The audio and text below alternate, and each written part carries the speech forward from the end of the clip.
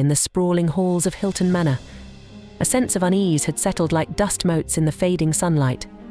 The once cheerful clatter of pots and pans had been replaced by a tense silence, punctuated only by nervous whispers and the occasional creak of an old floorboard. The culprit?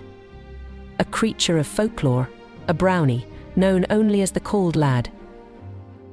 Unlike the benevolent brownies of legend who toiled diligently for their keep, the Cauld Lad was a tempestuous spirit. His presence was a chilling whisper in the dead of night, a harbinger of chaos. Every dawn brought a new tableau of domestic destruction.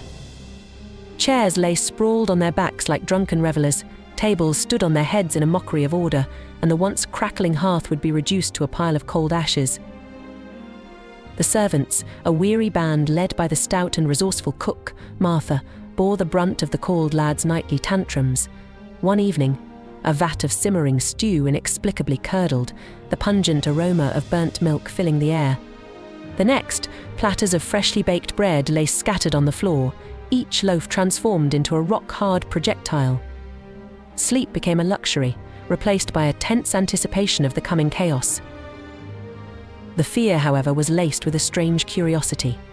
Occasionally, the Cauld Lad's reign of terror would be replaced by an unsettling calm. The servants would wake to find the kitchen spotless, a stark contrast to the usual havoc. It was as if the mischievous entity had vanished, leaving behind an unsettling orderliness in its wake. The whispers of brownies, those goblin-like creatures said to inhabit old houses, filled the air. Unlike the bloodthirsty bogles or the merciless redcaps, brownies were a puzzle. Some said they were helpful spirits, others claimed they were mischievous tricksters. Legends spoke of appeasing them with offerings, but the barbarity of blood sacrifices left a sour taste in the mouths of the kind-hearted servants. Desperate for a solution, Martha embarked on a perilous journey to the outskirts of the village. There, nestled in a ramshackle hut, lived old Nan, a woman rumoured to possess knowledge of the hidden world. The journey was fraught with danger, for the path was rumoured to be haunted by malevolent spirits. But Martha, fueled by a fierce determination to protect her charges, pressed on. Old Nan, her face etched with the wisdom of 1,000 moons, listened intently as Martha recounted the nightly terrors.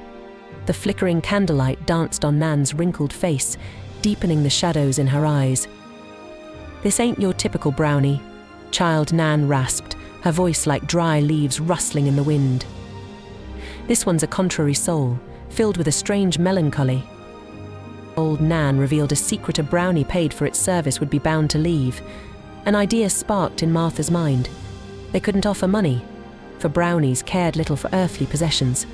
But what about a gift? Something precious, yet imperishable? Under the cloak of darkness, the servants, hearts pounding with a mix of hope and fear, laid their plan.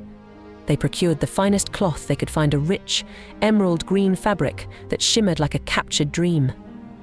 With trembling hands, they fashioned a magnificent cloak, its hood lined with the softest fur. As dawn painted the sky with streaks of pink and orange, they left the cloak by the hearth, a silent plea to the unseen entity. The night that followed was unlike any other. The usual cacophony of chaos was absent, replaced by an unsettling stillness. The servants, their nerves taut, huddled together, waiting for the inevitable. Then, a shadow detached itself from the darkness. It was the Cauld Lad. His eyes, usually filled with a mischievous glint, were now clouded with a deep sadness. He hesitantly reached out and touched the cloak, the emerald fabric shimmering against his dark form. As he draped it over his shoulders, a transformation began. The Cauld Lad, once a creature of shadows, grew taller, his form becoming more human. He stood before them, a tall figure cloaked in emerald green, his face etched with a timeless sorrow. The air grew thick with a strange energy as the Cauld Lad spoke, his voice a low rumble that echoed through the vast hall. He spoke of a life unlived, a cycle broken, a debt unpaid. The servants, tears welling in their eyes, realized the Cauld Lad wasn't a malevolent spirit, but a creature trapped in an endless loop of torment. With a final melancholic look, the Cauld Lad turned and vanished into the night, leaving behind only the green cloak. The silence in the kitchen was deafening, a stark contrast to the usual chaos. Though the peace was a welcome change, the servants couldn't shake the memory of the Cauld Lad's sorrowful presence. The weight of his unspoken story hung heavy in the air. Days turned into weeks, and life at Hilton Manor settled into a new normal. The servants, though forever changed by their encounter, found a strange comfort in the quiet routine. Yet, a sliver of unease remained. Every creak of the floorboards, every flicker of the firelight sent a shiver down their spines. One stormy night, the wind howled like a banshee outside, rattling the old windows. Martha, unable to sleep, tossed and turned in her bed. A sudden crash from downstairs shattered the night's stillness. Her heart pounding in her chest, Martha grabbed a burning candle and crept down the stairs.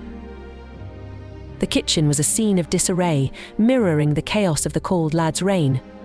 Pots lay overturned, their contents spilling onto the cold stone floor. But amongst the mess, a single green feather lay abandoned. It shimmered faintly in the candlelight, an emerald beacon in the darkness. A wave of dread washed over Martha. Could the Cauld Lad have returned? Filled with trepidation, she called out to the unseen entity. The only response was the howling wind and the rhythmic drumming of rain against the window panes. The next morning, news of the feather spread through the manor like wildfire. The servants gathered around the lone green feather, their faces etched with worry. Was this a message? A warning? Or perhaps a sign of unfinished business? As days bled into weeks, the green feather became a constant reminder of the Cauld Lad. Some nights, the servants swore they heard faint whispers echoing through the halls, a mournful lament that spoke of a debt unfulfilled. Driven by a sense of responsibility and a flicker of empathy, Martha decided to seek out old Nan once more.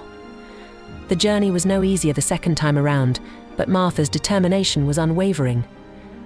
Old Nan, her eyes clouded with age, listened intently to Martha's tale. A long silence followed, broken only by the crackling fire in the hearth.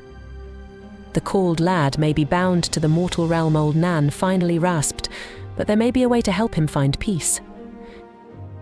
She revealed an ancient ritual, a complex dance with the spirit world that could potentially break the cycle of torment the Cauld Lad was trapped in. But it was a dangerous undertaking, fraught with risk and uncertainty. Martha returned to Hilton Manor, the weight of this newfound knowledge a heavy burden on her shoulders. The servants, upon hearing the risks involved, were divided. Some feared the consequences of meddling with the spirit world. Others, however, felt a pang of sympathy for the Cauld Lad and were willing to take a chance. In the end, it was Martha who made the decision.